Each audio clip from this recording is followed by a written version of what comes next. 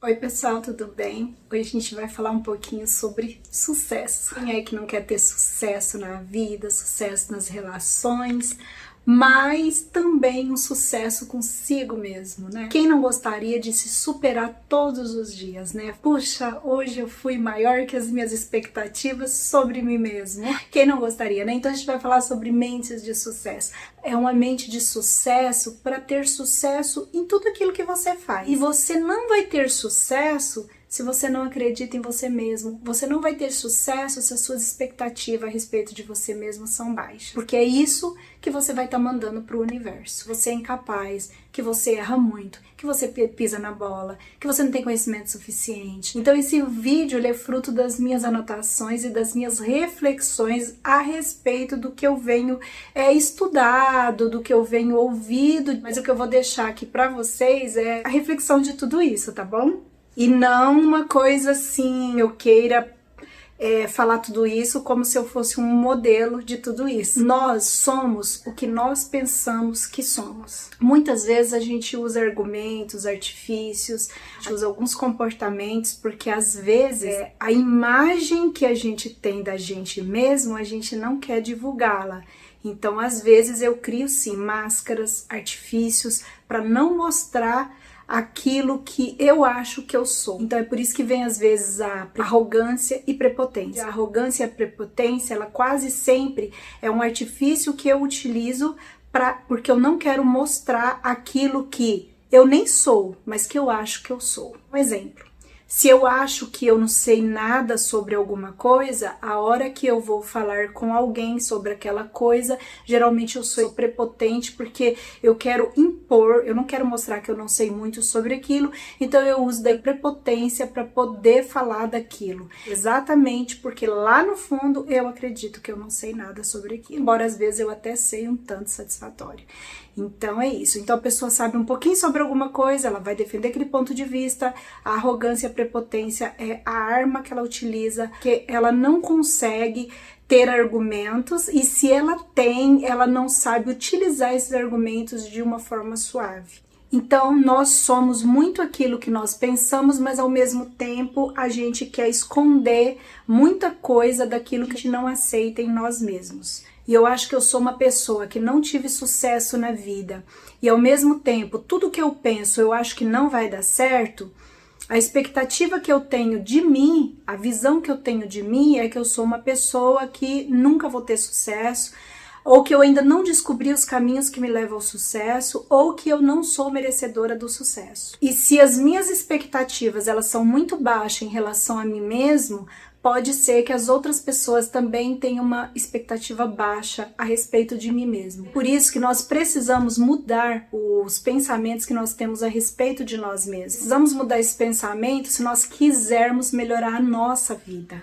Pode ser na área profissional, na área do afeto, na área das relações, até mesmo com relação às minhas atividades domésticas. Muitas vezes eu não valorizo o meu trabalho. Às vezes eu reclamo, já até falei sobre isso, às vezes eu reclamo que ninguém valoriza o meu trabalho, mas se eu fizer uma análise profunda de mim mesmo, eu vou ver que a primeira pessoa que não valoriza sou eu.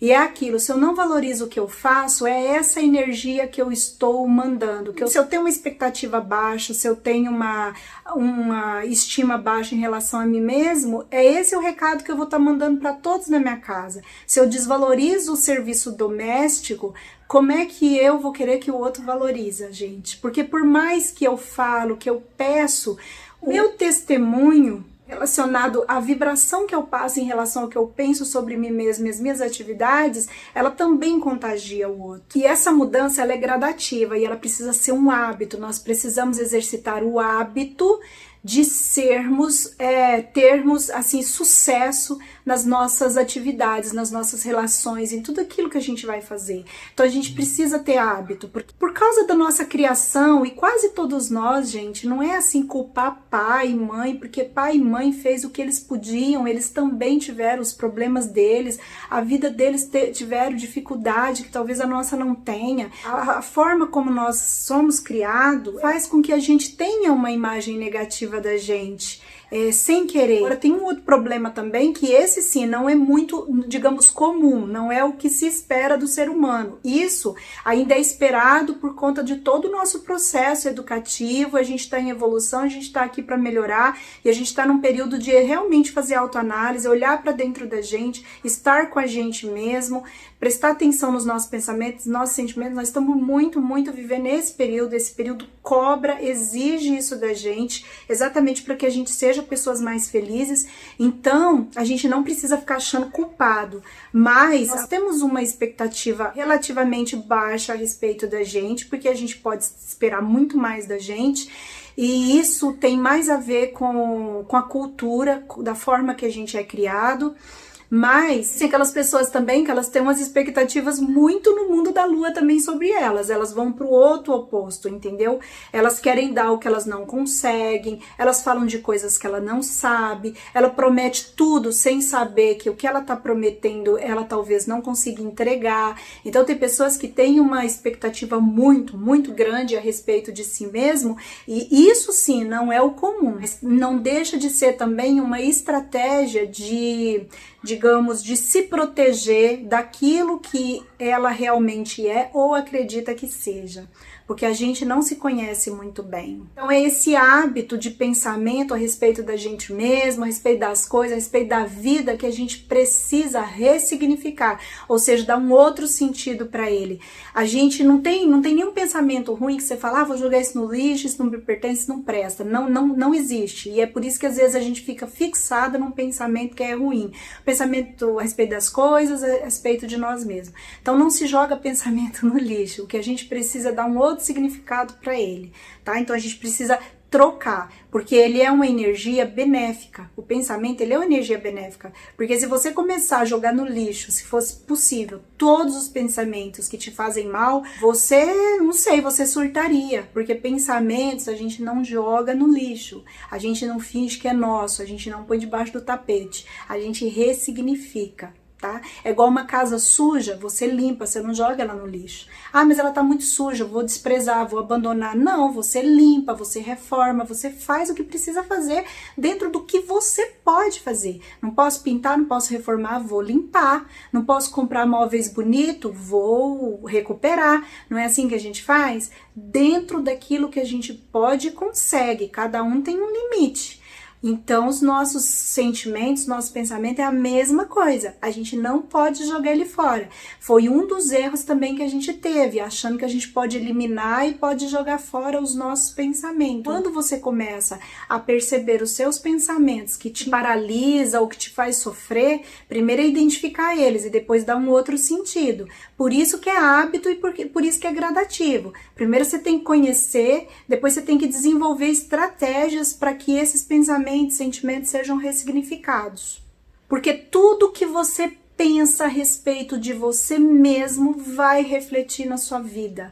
Vai te trazer uma consequência que pode ser boa ou pode ser ruim. Isso vale também para os pensamentos que você tem a respeito do mundo, do que está acontecendo, das pessoas. Como quando você, por exemplo, não concorda com a autoridade falou alguma coisa e você não concorda.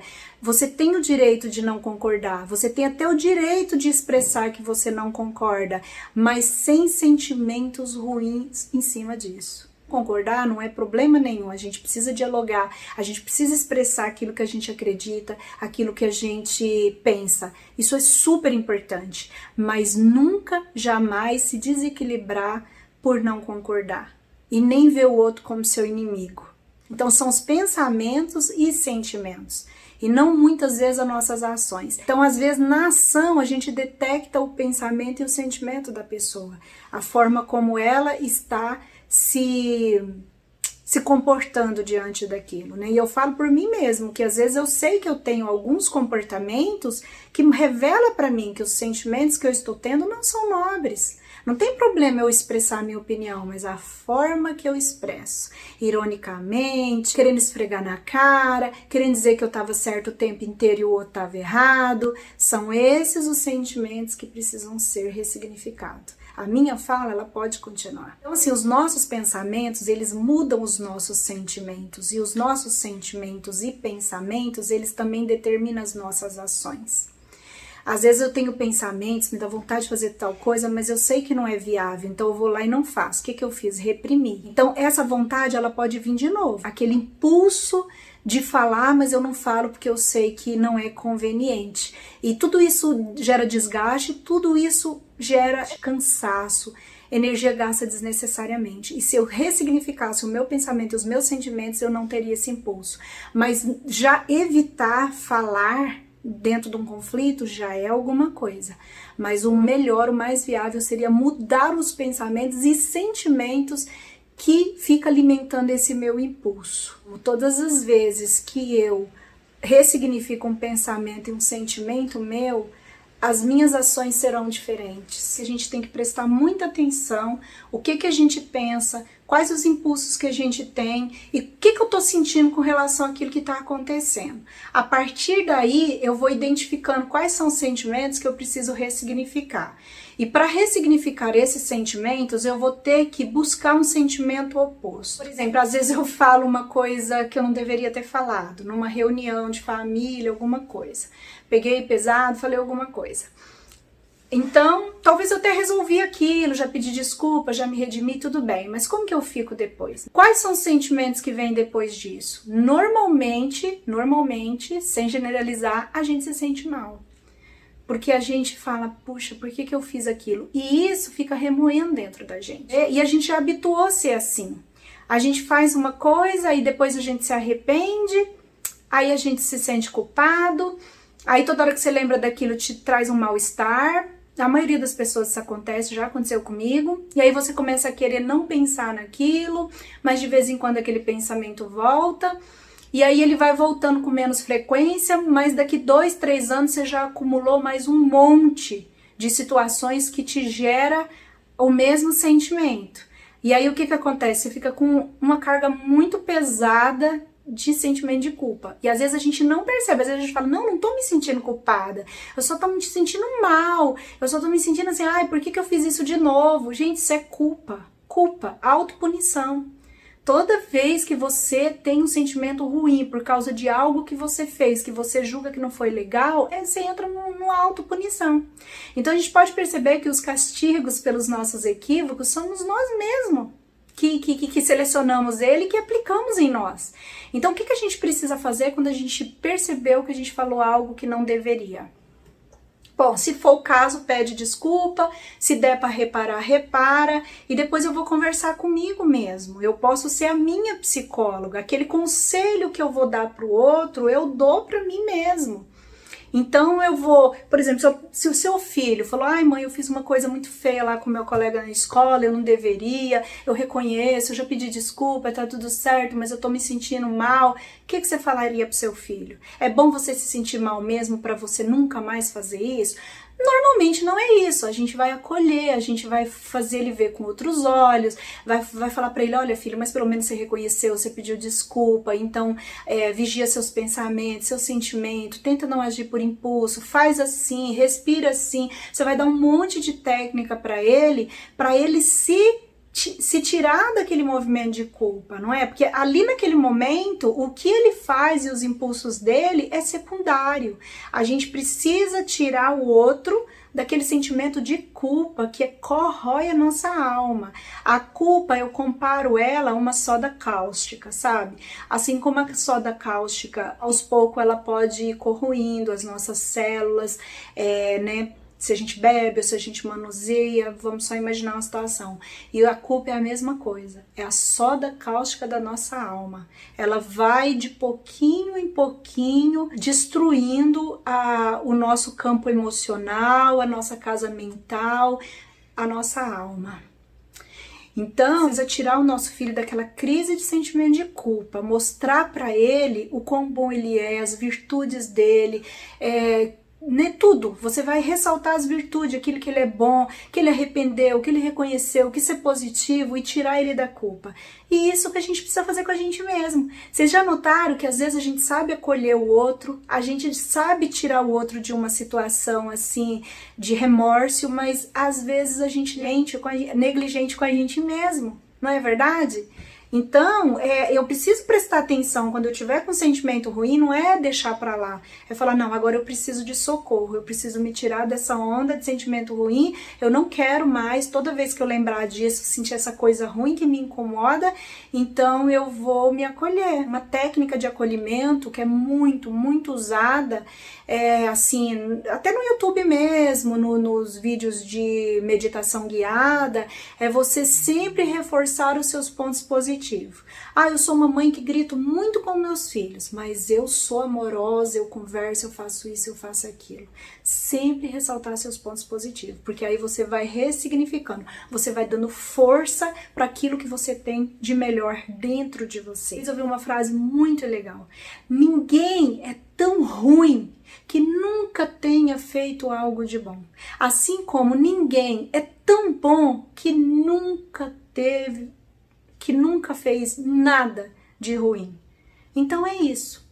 Então é o auto-perdão nesse caso. Bom, eu vou esperar vocês no próximo vídeo, porque esse foi um apanhado geral, e aí eu vou deixar para vocês algumas dicas que eu fui pesquisando e fui anotando pra gente adquirir esse hábito de ter uma mente de sucesso. Então o nosso bate-papo termina por aqui. Eu espero muito que vocês tenham gostado, espero vocês fielmente no próximo vídeo e muito, muito obrigada por ficar aqui até o final. E se esse vídeo foi importante pra você, compartilha ele pra nós. Um beijo, gente. Tchau, tchau.